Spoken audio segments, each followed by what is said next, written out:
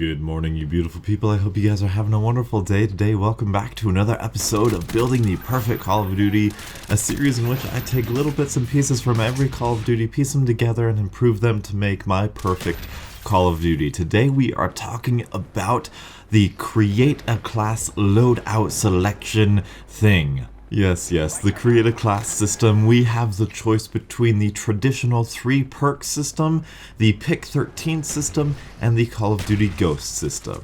For those of you wondering, I am personally going to decide to use the Call of Duty Ghost system, shocker there, but I'm going to tell you exactly why in this video, starting with the 3 perk tier system.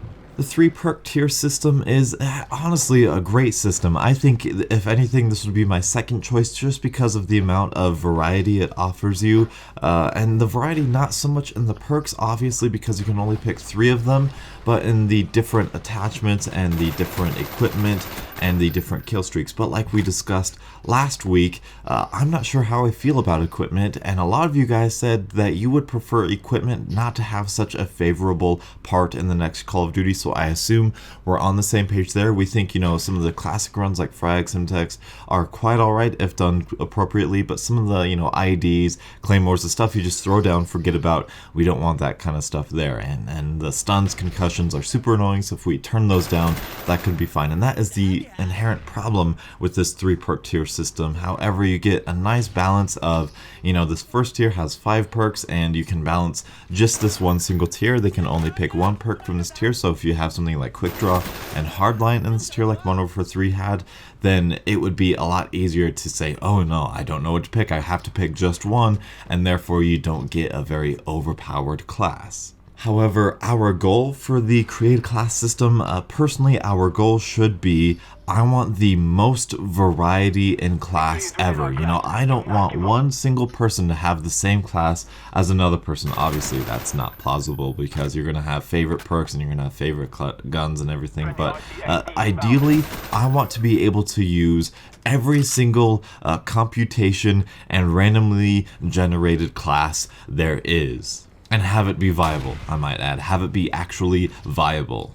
Advanced Warfare, Black Ops 2. I know you might be thinking, well, Donuts, all the perks are just all messed up. Are you going to have perks as attachments? Are you going to have quick draws this? What are you going to do with perks? What about Danger Glow? I will talk about perks next week. Definitely, for sure, there's some perks I want to single out and talk about, but we'll do that next week. As far as we're concerned, we're going to assume perks are not going to be overpowered or useful, okay? Just be with me there. Moving on to the Pick 10 system or the Pick 13 system, this is not something that I would choose, even though I do believe it is a step up from the 3 perk tier system. I do think it really does emphasize perks a little bit more. You can sacrifice your secondary and everything. I think that is great. It does add for a little bit more variety. However, it does suffer from one huge thing. The Pick 13 system, the Pick 10 system is a huge red raring communist, alright? Everything is worth 1 point. Now, I'll give it to Treyarch. This was the first time we changed the Creat-A-Class system in years, so they had to kind of move this direction first. I do think Call of Duty Ghost went out a step further and nearly perfected it, but as a first step it was fine, but as a final product, no. This is the rough draft. This is something that doesn't fit in a competitive, publicly competitive level. And you might be wondering, what are you talking about, Donuts? Well, think about it this way. If you go to Black Ops 2 or Advanced Warfare, you can have the Paladin, or you can have the Swarm and the Guard Dog. You know, you can have those big, bad kill streaks, which are supposed to get you, you know, like 5-10 kills each. At least they do in Ghosts. The biggest, baddest kill streak in the game, which is super awesome, is valued the same amount as a stun grenade. You see, it's literally unbalanced. It is not fair. It is not tailored to each and every aspect of Creat-A-Class selection, loadout, perk thing, item. You could say item, that was the word I was looking for. However, moving to the Call of Duty Ghost system, again, not a perfect system, needs a lot of tweaking. However, it can be a very viable system when we balance it appropriately.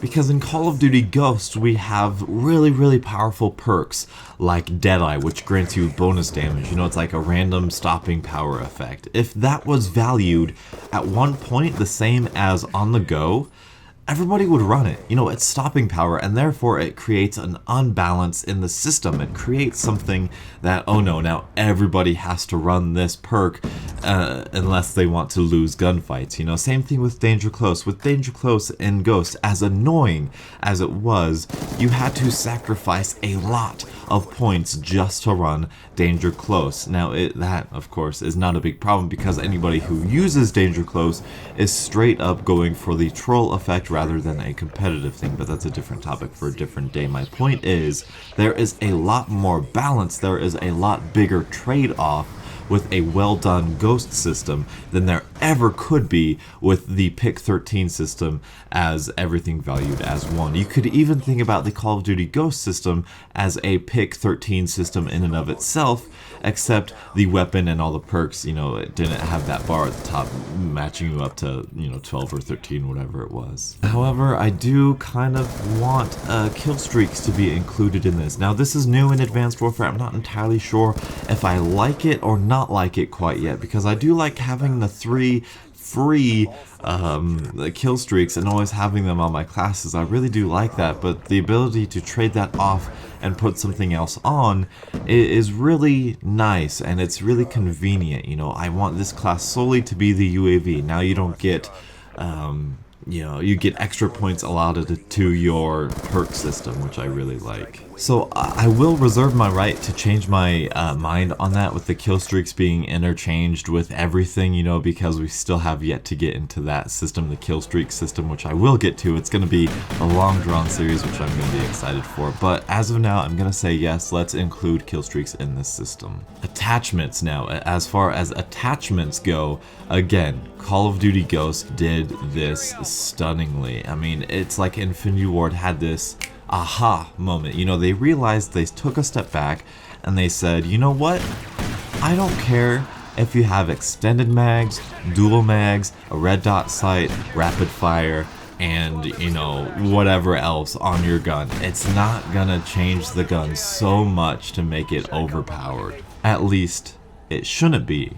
Now, I will want to do a separate video for this yet again. I know there's tons of videos to be made here. There's a lot of aspects of Call of Duty that we gotta talk about. But in my perfect Call of Duty, attachments are not worth as much as, you know, a stun grenade or a 1-point perk. And yes, this is going to have a grand effect on what the attachments are, what each gun attachments are, how we balance those out, because I do want a gun with all of the attachments and still have the gun have its own unique properties, if that makes sense. Like if I put on foregrip, extended mags, rapid fire, advanced rifling, and a red dot sight on the CBJ, I'm still just using the CBJ. It still has that really high rate of fire and that really high recoil. It's just a tad bit different now. Does that make sense? I really hope it does. Whereas in the Pick 13 system, you have a gun with a suppressor that is essentially the same value as 2 whole guns. You know, you have your AK-12, you put a silencer on that. That's essentially like saying the game is essentially saying, okay, that's about equivalent as 2 AK-12s. It's not balanced, you know, attachments are not worth that much. So having them free, I feel like, is a beautiful thing. They shouldn't be really a big, it shouldn't depend on, man, I just slurred my words there really, really poorly. I apologize. It shouldn't matter what attachments you have on the gun. The gun characteristics should be the gun characteristics. And so that is the Creat-A-Class loadout system that I want to have in my perfect Call of Duty. Call of Duty Ghost, a little bit of tweaking with the perks, which I will get to in my perk video. Kill streaks may be included in on that, and attachments are free. Those are key things I wanted to say in this video. What do you guys think? What is your ideal perk system? What would you change about the Ghost perk system? Thank you guys so much for watching, and until the next absolutely beautiful Call of Duty morning, I'll catch up with you guys later. And as always, have a great day.